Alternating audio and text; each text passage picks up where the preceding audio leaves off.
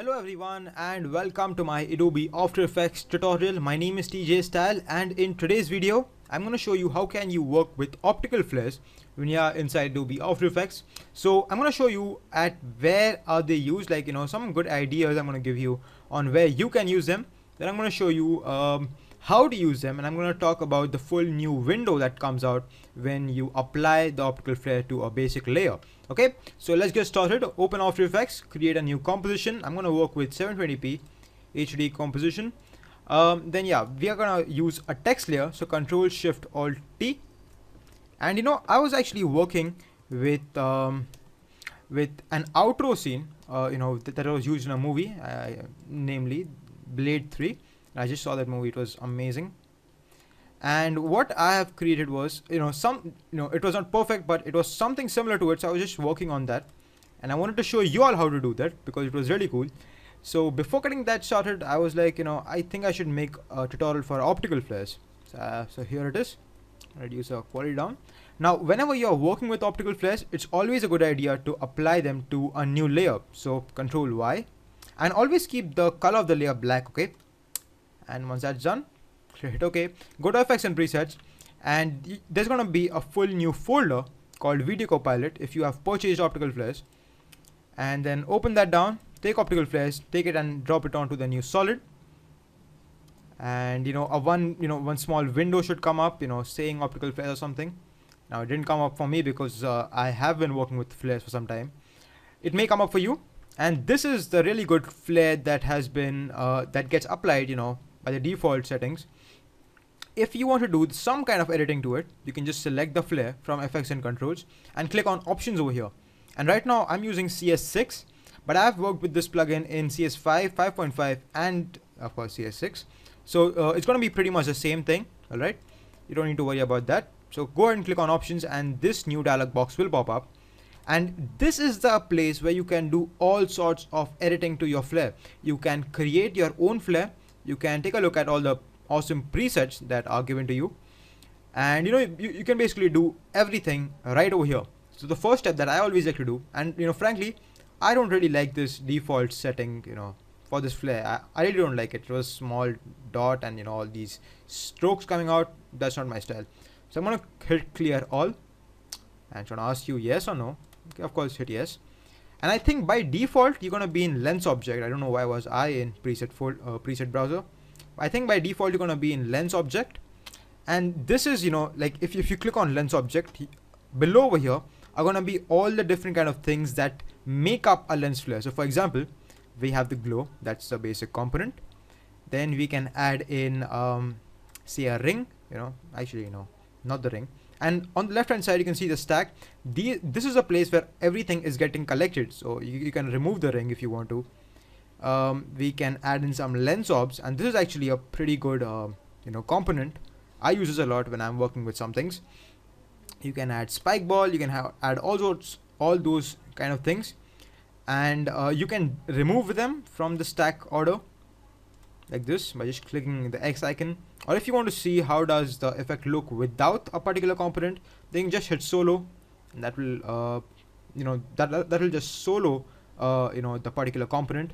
If you want to hide a component, then of course click on hide, and that will be invisible for the time being, and you can see the full lens flare without a particular component.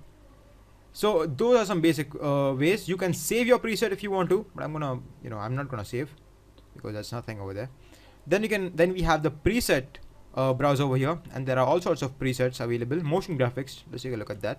We have cool flare, we have some green spotlight, we have all sorts of things over here, and you can edit these also. So say that you really like this one. Oh my god, wait a sec. Say you really like this one, but you do not like say these rings that are there. So you can see how this whole lens flare is made. Find out the ring. Okay, you can hide it just to see how it looks how the lens flare looks without the ring. And then if you really don't like it, you can hit the X icon and it will go away. So like this, you can really compose your full new lens flare. And up over here is the editor. So if you want the lens flare to be in a different color, you can just come over here, see where the color settings are, or it's going to be global during the custom. color 1, you can change it to red. You can see this, it's changing right now. If you click over here, you can change the color over here like this. You can see this. Amazing. If you can even change the color over here, global color. It's kind of set to bluish, I can say. Change it over here like this. You can even change color of a particular object or a particular component. So for example, take a look at this glow. It is set to blue. You can come over here and change it to purple. I don't know, green maybe. Like, okay. And this is just, I'm just doing this for the tutorial sake. You can, sit down with the software and work your thing. Go back, and if you want to go back to the to some different folders, come to preset browser, and over here is going to be all the different folders that you're going through. So lens flare, that will take you back. Go to lights, then you can see different flares over here also. Natural flares are also good. Take the bait, this is actually pretty good. And if you click OK, then your lens flare changes over here. You can do some global settings over here, like for example, if you want to reduce the brightness down, you want to increase it, or to create a fade effect. I'm going to change it to the normal value, reset. You can scale it up and down, reset. You can change the color over here also, and this looks pretty good. Now you have made your lens flare, okay? Now you want to integrate it with the text. So what you can do is you can change the blend mode, and this is what we do all the time. We always make a black solid, apply the lens flare to it, and then change the blend mode of that black solid. I choose add, some people choose lighten, depends on what you like. I like add, and that's how you can use these lens flares. And if you want to move the lens flare, like from the center, you don't want to move the full layer like this, because that's going to give you these choppy edges. You don't want that. You want to move the lens flare, right? So go to effects and control, click on the optical flares, and that will give you this movable icon. Take it and you can move it anywhere you want, like something like this. Just reduce the brightness down to maybe 60, something like this, and we can animate the text. We can do all sorts of things over here. You can do all sorts of things. This was my tutorial on how to use optical flares. And yeah, I just want to give you like, where are these flares used? These flares are really used to bring in attention. So say if you're compositing anything and you want your audiences to particularly see something or read the text, you have the character over here, you have some text for it, so you can have a little optical flare come by.